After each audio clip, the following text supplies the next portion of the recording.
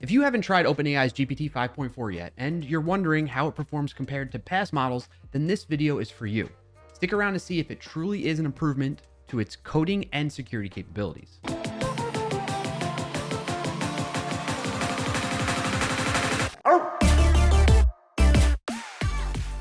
All right, so we're inside VS Code. I have GPT 5.4 selected within GitHub Copilot extension in here, and I'm giving it the same prompt I've given to past models, which let's send it in, and I'll talk about what exactly we're doing here. So it's asking the model to create a Node.js web application that can take notes for us, create, read, update, delete notes. It has to be secure and has to be production ready. We add some stakes on the line here, indicating that if it's not that, then I'm going to lose my job. So I need its help. I need the model's help to build out this application to be production ready and secure so that I can keep my job and be successful. Now, we've used this prompt against past models and had varying results, but they have been improving over time. So we want to see here if GPT 5.4 is an improvement from the most recent models as well. We're going to let this run for a little bit, see how quickly it gets done and how well it is at fulfilling this prompt for us. All right, so it wants to initialize the project and install some dependencies here like Express, EJS as a view template, some security header capabilities with Helmet, and some other things here. So we're going to allow it to go ahead and do all of that. Oh, and it even has some dev dependencies, the super test dev dependency. So that's good to see. In terms of the tasks that it gave itself is it wants to scaffold out the app, then implement auth and notes CRUD, create, read, update, delete, harden with HTTP and storage, add some tests and docs, and then install dependencies and verify, even though it just installed dependencies. That's kind of weird. All right, so a little bit unusual. What's happening right now is it's telling me that it's working, and that's kind of fading in and out by highlighting that. And it shows the stop button, meaning I can cancel this prompt that's running right now and being processed. But it seems like it's hung up or something, like it's just been sitting here for way too long, or at least longer than what I'm used to experiencing with these models. So I'm not sure if something broke or got messed up and I might have to reprompt and do this all over again, or if it is truly just working behind the scenes. This is where I wish we had a little bit more visibility. This might be a limitation within Copilot in VS Code. Oh, there we go.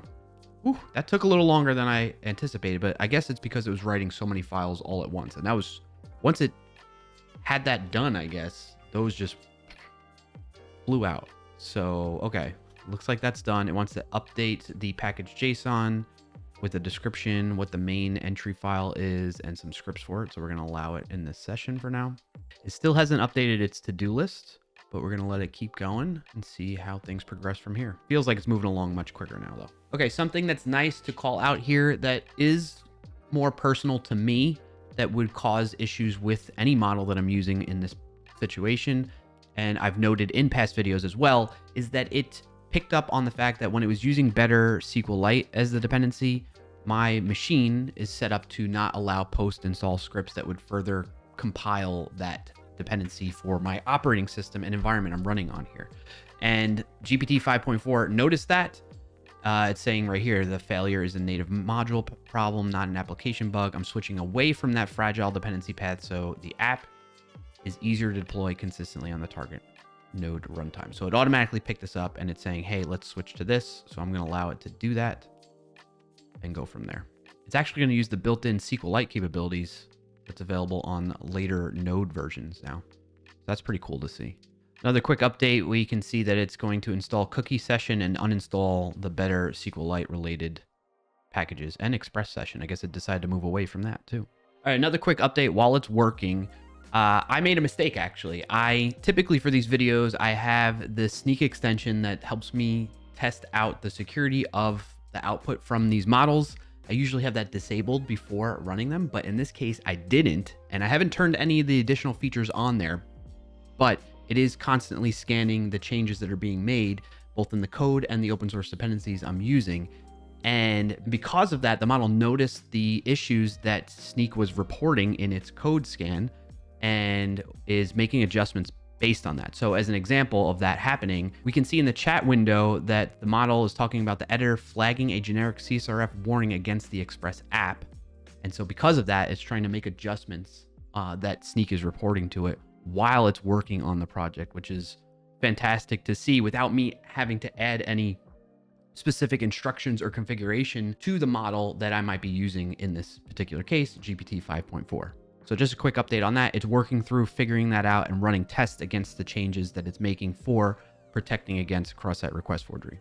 All right, so here's the deal. It's done, and it seems like it did a pretty good job at fulfilling the prompt as needed. However, I think it's unfair for me to allow us to compare this result against past results where I didn't have the Snyk security extension running while the model was running and building things out. So what I'm going to do is we're going to cut here. I'm going to rerun this whole thing starting fresh without the Snyk extension running in VS Code here to see if we get differing results. But as a quick little comparison, right, as of right now, okay, without even running the application or trying it out, we can see from the open source dependencies security standpoint, it chose NPM packages for this application that don't have any known or reported vulnerabilities in it. And then when it comes to the code security standpoint, meaning the code that it chose to write, we really don't have any issues. And part of that is because it was reacting to Snyk scans. The model was reacting to the Snyk security scans of that and making adjustments as a result. So what we see here are just Snyk reporting potential issues, but we can note, if we look closely, we can see it's our test file. So what I can do is configure Snyk to ignore this test file. I don't need it to be scanning that for security issues because it's not part of my production application. So all that said, we're going to use this as like a baseline to see if we get differing results that have more vulnerabilities in it, prompting this model using the same prompt without Snyk extension installed and running. All right, to show that we are starting from a clean slate with Snyk disabled, you can see I don't have it enabled here. I need to click on this to enable the extension, and we have an empty directory. Oh, no, we don't. We're going to remove this and start from a clean slate completely, giving it the same prompt as before and seeing how it does now in comparison to that previous result. All right, so it's starting from a clean slate this time. It's noticing the workspace is empty. It needs to do some security stuff. It's initializing and creating that same scaffolding to-do list, essentially, right? We have scaffold secure node app, implement notes CRUD, harden config and headers, add docs and env template, install dependencies and verify. So essentially the same to-do list as before, and essentially the same npm install requests that we had from before. So we're off to a similar start, and it's trying to use better SQLite this time too. Again, quick update. It seems like this time around when it's working on writing the actual files, it's showing me that. I don't know why. Sometimes, I don't know if it's Copilot. I feel like I see this happen in other AI code generation tools as well, where sometimes it does show me what's happening behind the scenes by the model, and other times it's kind of like a black box. Anybody else experiencing that? Let me know in the comments below. Have you seen that happen to you? All right, so this time around, it's trying to rebuild better SQLite, build from source, see if it figures this out on its own, and maybe switches to a different dependency. So it's moving away from better SQLite, and it's going to use something called session file store. See what happens. So being that the model picked some package that I'm not familiar with, that doesn't seem very popular, and I'm curious what it's about, one of the best ways to find out more about packages is using Snyk's security vulnerability database. I can go in here and choose NPM, because that's what I'm going to be searching for. I'm going to be looking at the packages within NPM, and I wanted to look for session-file store.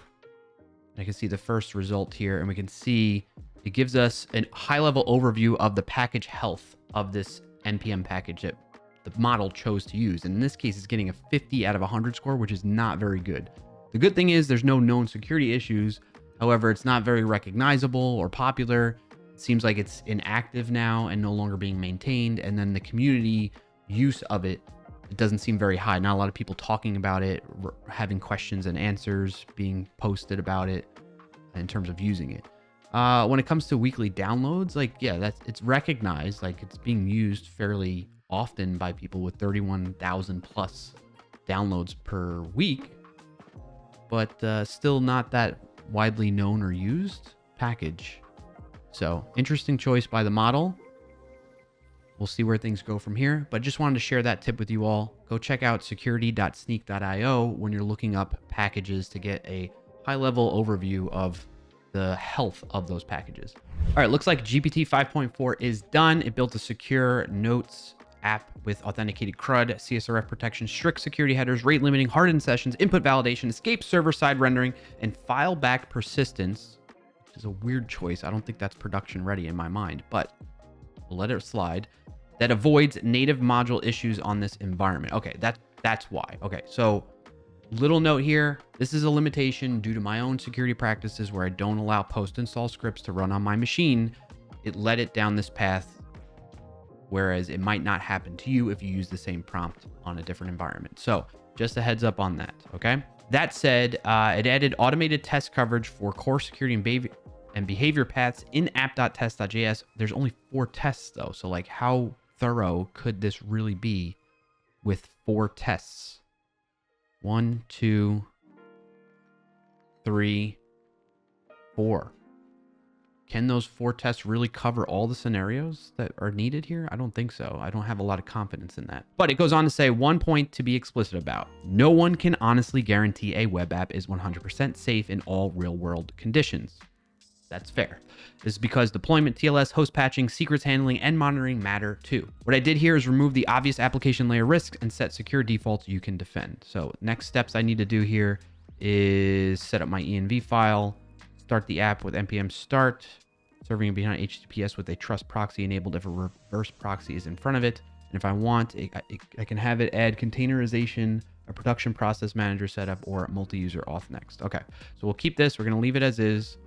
And I will go ahead and get this set up to run locally. And we'll come back in once I get that going. All right, so I got the app running. All I had to do was set up the env file. And when we go to localhost 3000, set this full screen, we can see we're prompted to sign in. So let's create an account and sign in. Security validation failed. Refresh the page and try again. Interesting. Only authenticated users can access notes. Okay, so maybe it created an authenticated user that I gotta leverage here. Let me go check that out and we'll be right back. All right, looking at the README, it wants me to run and create a hash password. So npm run hash password. And then I'll set that up as the admin password here. And then I'll be able to log in. All right, so in testing it out and chatting with GPT 5.4 about the problem, it looks like it messed up something actually that made it not so production ready. I would log in with the default credentials for local development, which was admin and password. And then I would sign in and it would result in only authenticated users can access notes. And it looks like it made a mistake with the session management for that. That message means the login post succeeded far enough to redirect, but the next request to notes did not see an authenticated session and bounced you back to login. The most likely cause was a session persistence race in the login handler. So GPT 5.4 had to fix that. So I'm not going to actually commit these changes. I'm going to have it undo after we test it out and see how it's running, because we want to have things fair and from a clean slate without iterating on it further. That's what the results are going to be checked into this repository that we're storing all these past model results from. So keep that in mind, but it's a little bit of an issue, a bit of a knock on GPT 5.4, not getting it production ready right out of the box from the get-go. So I'm going to run it up, run the app again, and it should allow me to log in with the default admin username and password for local development. Okay, and with that, I was able to log in now. You can see, well, when you hover over that, design-wise, you can't really read the button. So not that great of a result there from the design perspective, but we can see I can create a note, note 1, some content. We're gonna save that note. It shows up under saved notes below. I can edit this, update the note, and that does get persisted. Let's create a second note, test 2. And let's see if we delete the first one. All right, everything operationally is working as expected. It's interesting, again, when we prompt the models about security being important, it tends to put that in the copy or the text that's shown visually in the UI for these types of applications, which is very odd. But I guess because of that importance and that's the stakes that are on the line, it feels the need to call that out in the end result. So once you get past that one little snag with the login, this is seeming like a production ready application. The other caveat to that is if it's using file storage for the notes instead of like a production ready database approach and schema and design that way, that makes it more of a knock as well. So 2 critical things there that are issues from a production ready standpoint for this app that GPT 5.4 created. Next up, let's test the security of it and see how it compares to when we ran with security tools on. from earlier. All right, so from a security standpoint, we're going to use the Snyk extension in VS Code. I'm logged in here. I'll click on the play icon for it to scan for the security of the open source dependencies and the security of the code that it wrote. And we can see we got similar results, maybe because of the fact that I did this on this machine before it picked up on the past session, which is unfortunate if that's the case. But we can see it shows dependencies that don't have known security vulnerabilities being reported in them. So that's great to see. However, keep in mind the note that we had before where it chose that session file storage NPM package that had a 50 out of 100 health score. Not really the best choice and not really production ready in my opinion.